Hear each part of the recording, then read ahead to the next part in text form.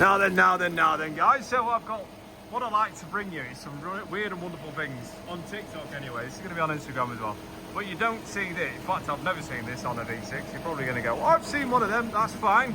Let me know if you have. Let me know what the crack was. I've got to do me dive on this. But I've got this Swareg in at the minute. No drive. Zero. Nothing's happening. And you can probably see what's going on now. Prop shaft's nice and straight. Centre prop bearing. And then it fucks off to the left. Shall we go and have a look what's going on? We'll follow it. See what we can see. Oh. That should definitely be aligned. It is a neutral as well, guys. Don't panic. There's your diff. Hello. Why is that doing that? Why ain't that attached to that? I can't actually tell you at the minute. It's spinning. It's not spinning in gear or anything like that. It's spinning on the oil transfer inside the kit.